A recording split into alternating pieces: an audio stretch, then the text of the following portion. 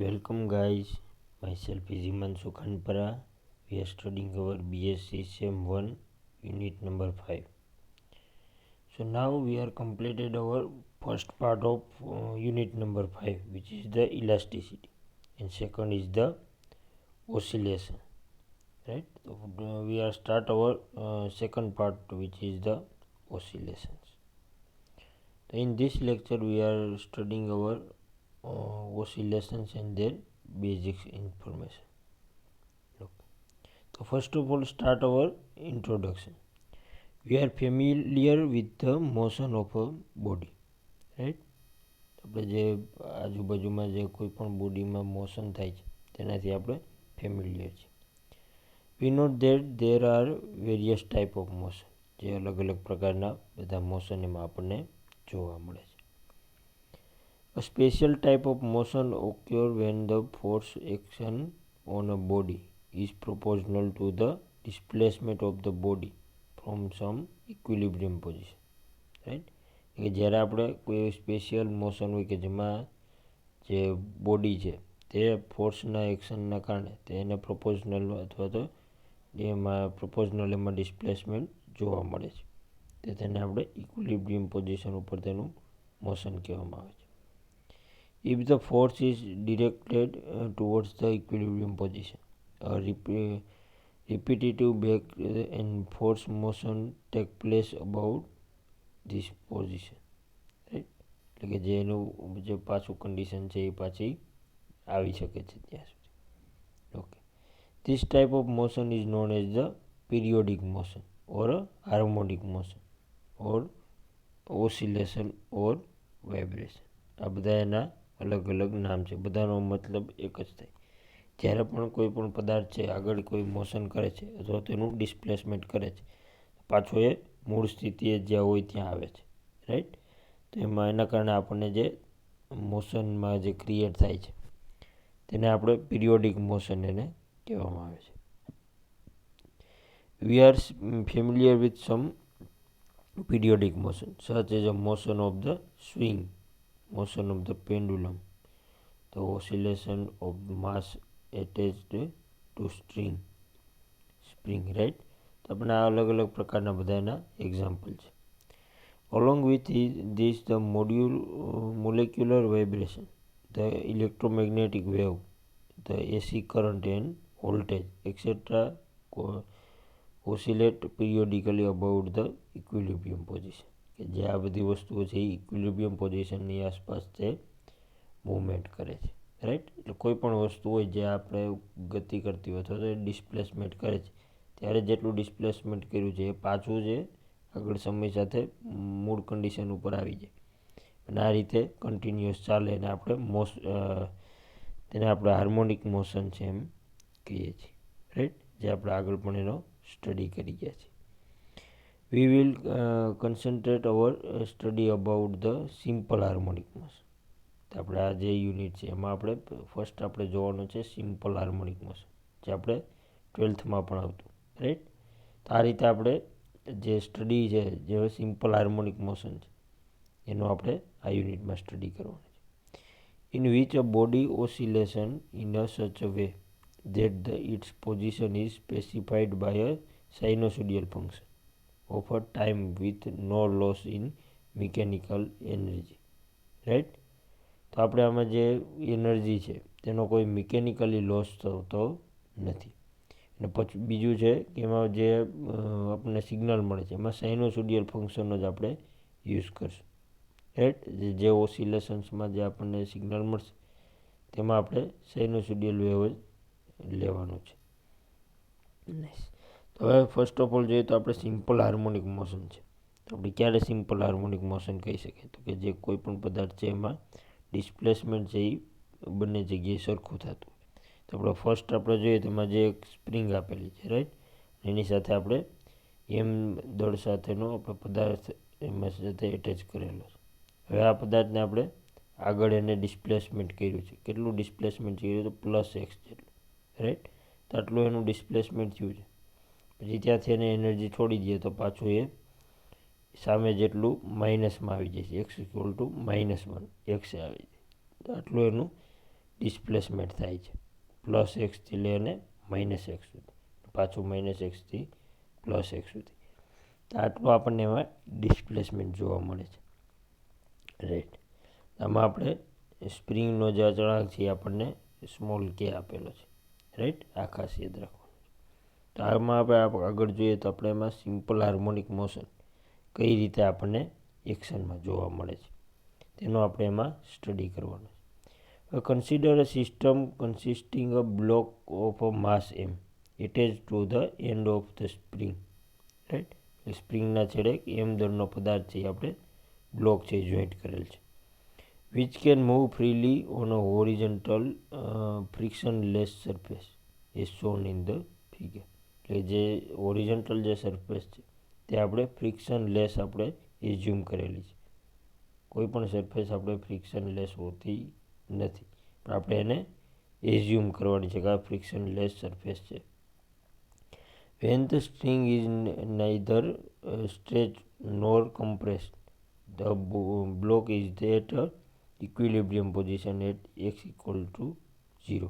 એટલે કે ના તો ખેંચાયેલી અથવા તો ના તો કમ્પ્રેસ વસ્તુઓમાં આપણે સ્પ્રિંગને રાખેલ છે. નોર્મલ જે કન્ડિશનમાં આપણે સ્પ્રિંગને રાખીએ છીએ તેમાં ત્યાં આપણે જે દળને લગાડ્યા પછી જે જગ્યાએ સ્પ્રિંગ આપણને સ્થિર રહે છે તેને આપણે x = 0 લેવાની છે. If a such a system distributed from a equilibrium position, it will oscillate back and forth. એટલે જ્યારે આ સિસ્ટમમાં આપણે ડિસ્ટર્બન્સ કરીએ તો આપણે આગળ પાછળ તે ડિસ્પ્લેસમેન્ટ થતી જોવા મળશે, જે આપણી ઇક્વિલિબ્રિયમ પોઝિશનની આસપાસ હશે. when the block is displaced by a small distance of from x from the equilibrium, the spring exerts force on a block which is proportional to the displacement as given by Hooke's law. Right. તો આપણે જેમાં small આપણે જે displacement કરેલું છે એ કેટલું છે તો કે x જેટલું છે.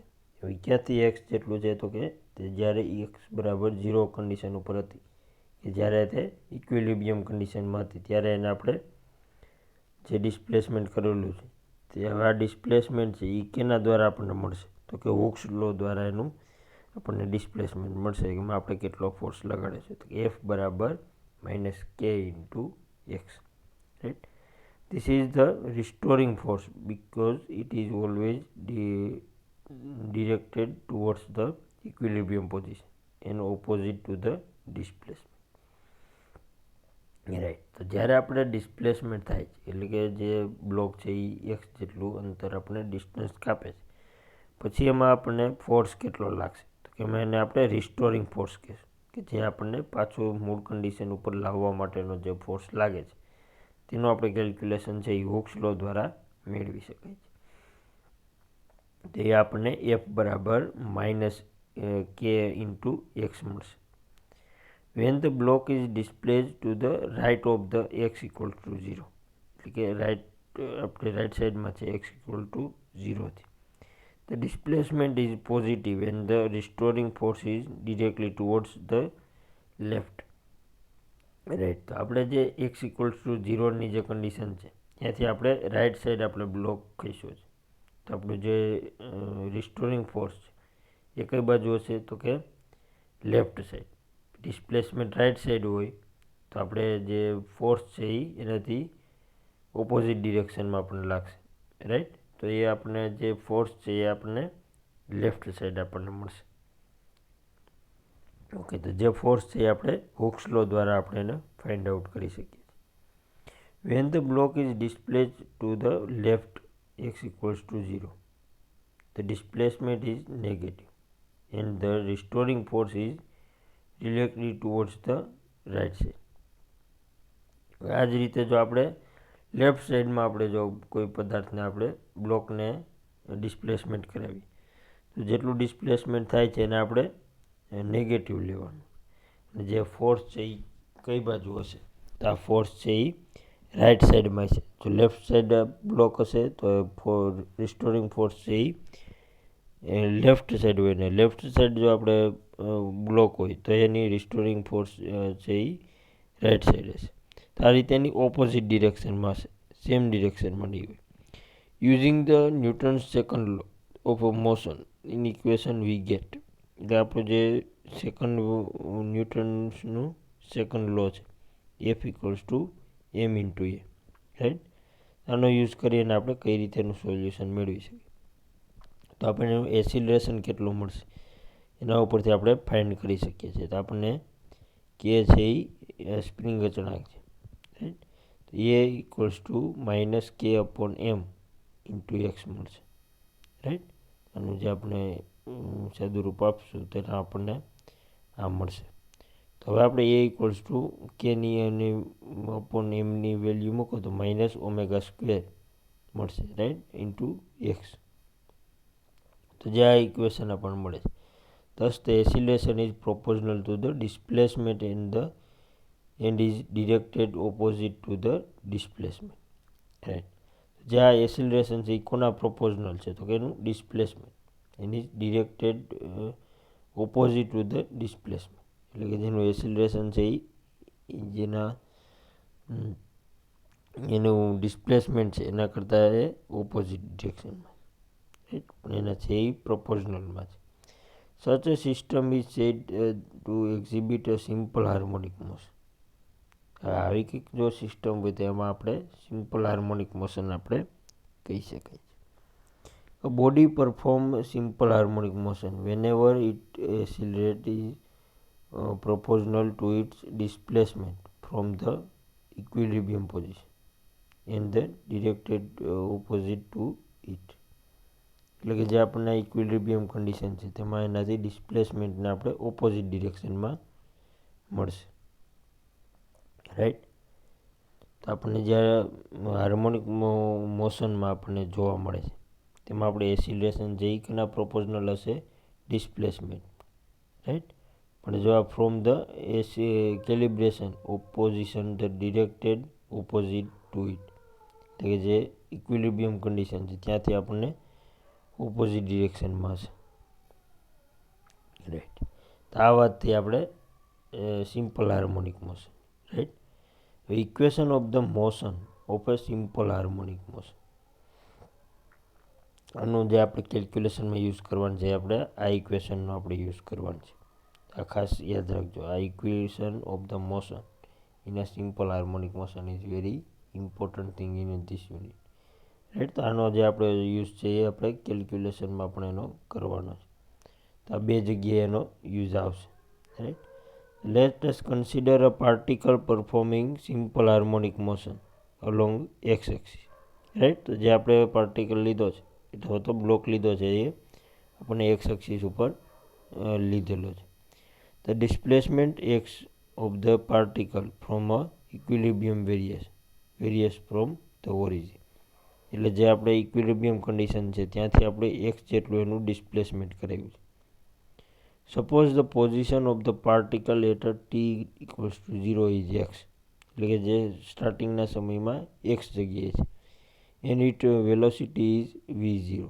Thus the t equals to 0, x equal to x0 and v equals to v0, એટલે કે આપણને t equals to 0 સમયે બધું 0 0. The acceleration of the particle at any time is, અને એમાં જોવામાં આવે તો આપણને જેનું પાર્ટિકલનું એસિલરેશન છે A equals to F upon એ એમ, રાઈટ.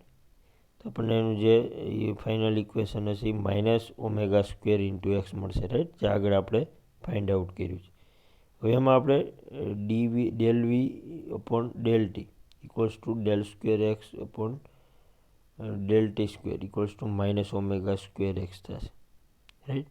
તો આની જે વેલ્યુ છે આપણે એને ડિવાઈડ કરી નાખીએ તો DV upon DX DX upon DT equals to minus omega square upon X મળશે, રાઈટ. સિમ્પલ એનું આપણે સાદું રૂપ આપવાનું છે.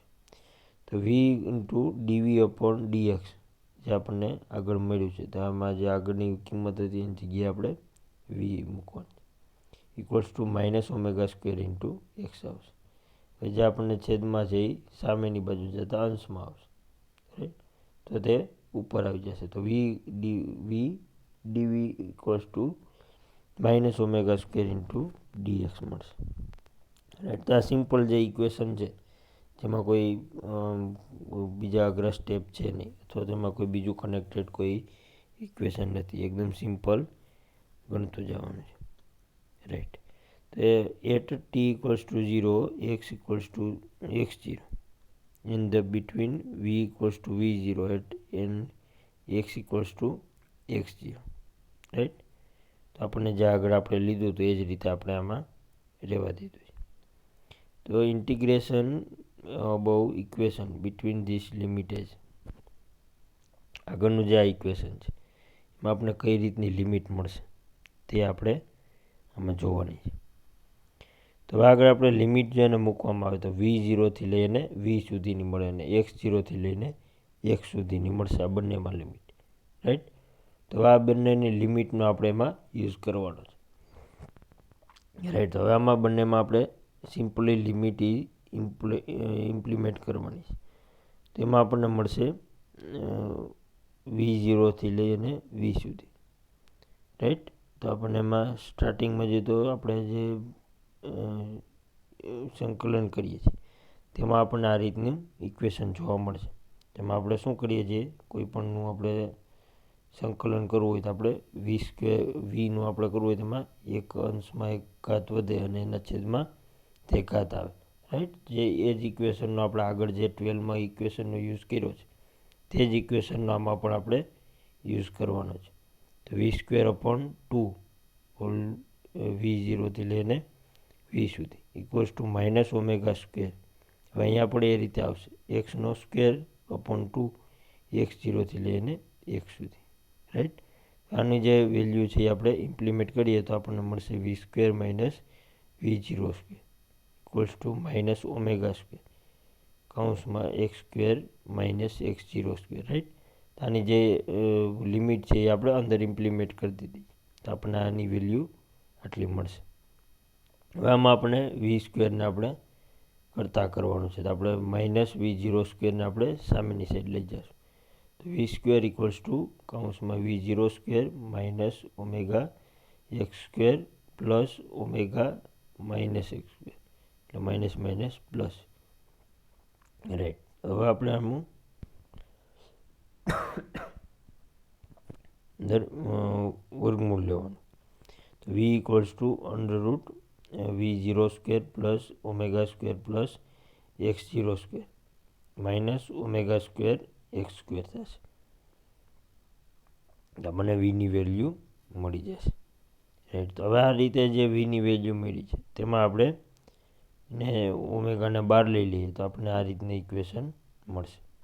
રાઈટ, તો આ ઇક્વેશનમાં આપણે શું કરવાનું છે, હવે જે ફર્સ્ટ આ v મળે છે તેમાં આપણે હવે એને આમાં જે કૌંસ મળ્યો છે કૌંસમાં v0²/ઓમેગા² પ્લસ x0² તેને આપણે a² લઈ લીધું છે, જેથી આપણે જે ઇક્વેશન છે એને આપણે સિમ્પ્લિફાઈ કરી શકીએ.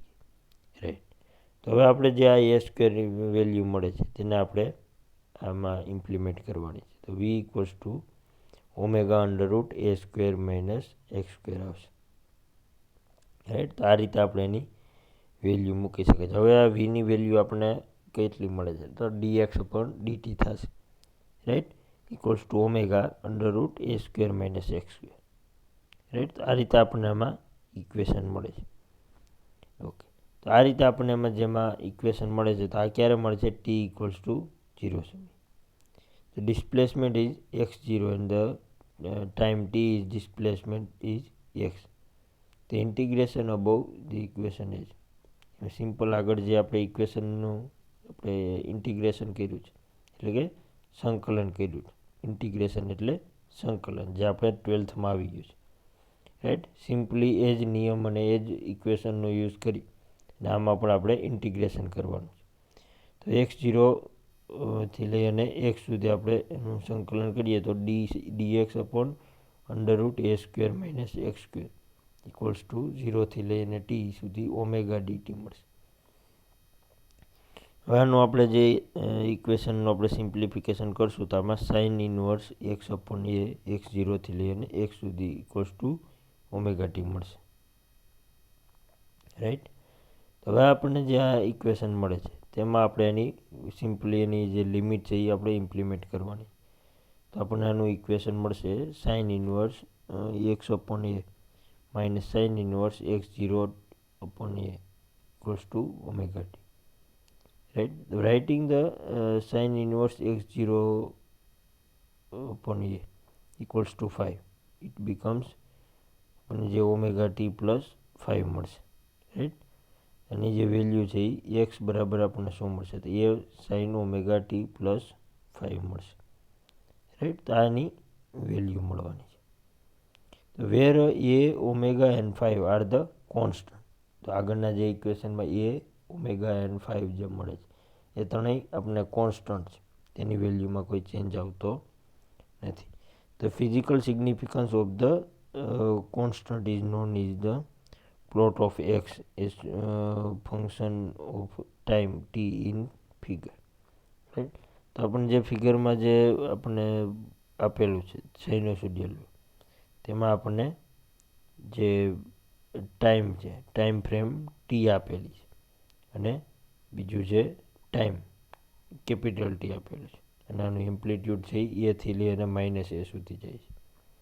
રાઈટ, તો જેનું ડિસ્પ્લેસમેન્ટ છે એ 5 અપોન ઓમેગા જેટલું છે. રાઈટ, તો આ રીતે આપણને આમાં સાઇનોસોઇડલ વેવ મળે છે. ઓકે, તો આપણને જે ફિગર છે બીજી તેમાં પણ આપણને એમાં ડિસ્પ્લેસમેન્ટ નથી. 5 અપોન ઓમેગાનું જે ડિસ્પ્લેસમેન્ટ હતું એ આપણે એમાં રિમૂવ થઈ ગયું છે. આપણને એમાં પ્રોપર આપણને એથી લઈ અને માઇનસ એ સુધીનું આપણે એમ્પ્લિટ્યૂડ મળશે.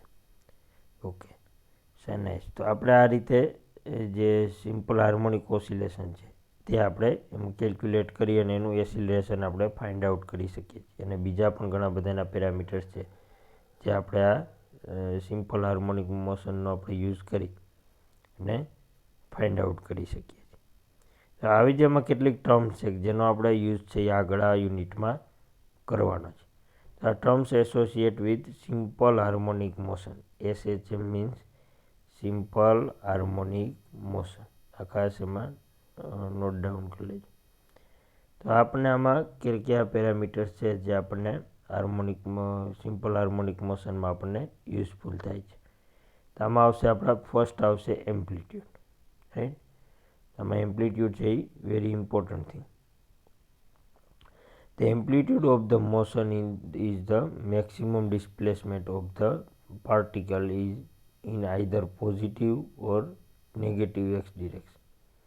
હવે એમ્પ્લિટ્યૂડ છે એ છે શું તો કે એનું મેક્સિમમ પોઝિટિવ અને મેક્સિમમ નેગેટિવનું માપ છે. રાઈટ, તો એમાં કેટલું ડિસ્પ્લેસમેન્ટ કરે છે પાર્ટિકલ મેક્સિમમ અને મિનિમમ તેનું આપણે એમાં દર્શાવેલું છે. તેને આપણે એમ્પ્લિટ્યૂડ કહીએ છીએ.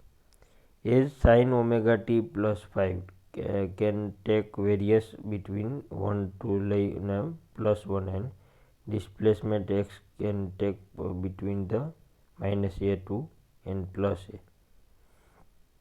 આ રીતેનું આપણે ડિસ્પ્લેસમેન્ટ જોવા મળશે. The constant O is called the angular frequency omega. Right, O means omega.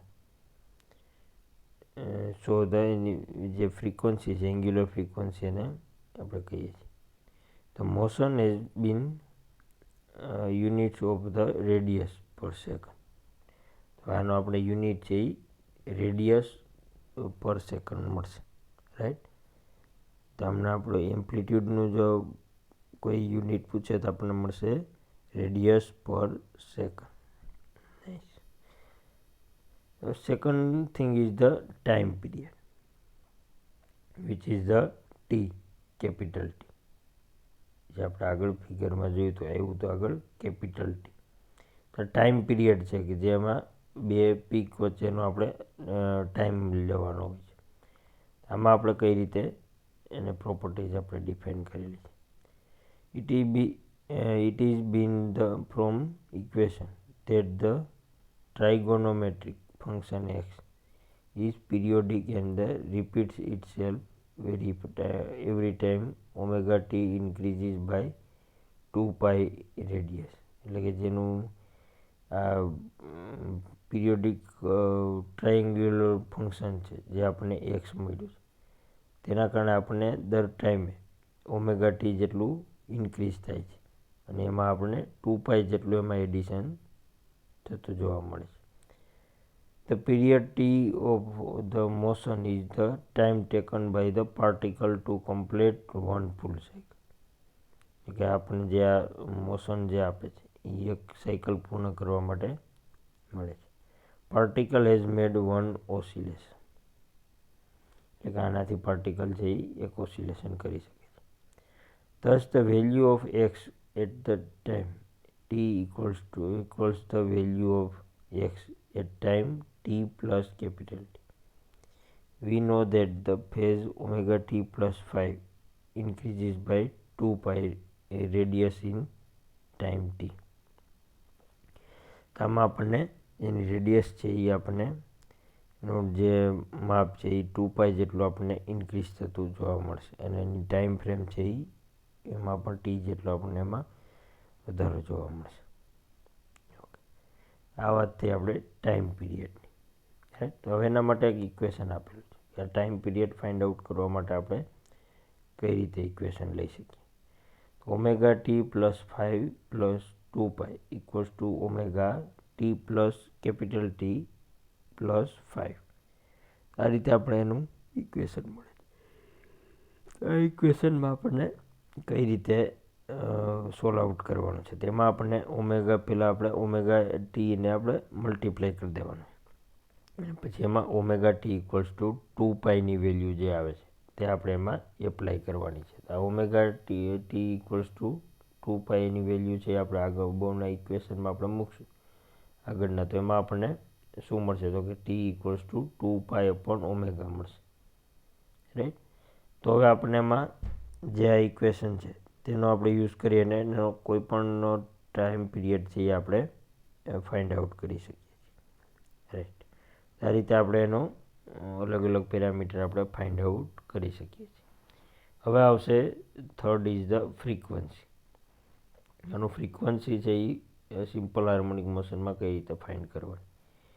The inverse of the period is called the frequency of the motion. એટલે કે જે આપણા ફ્રીક્વન્સી છે એ ટાઈમ પીરિયડથી ઓપોઝિટ છે. રાઈટ, ટાઈમ 1/t મળશે જે ફ્રીક્વન્સી છે.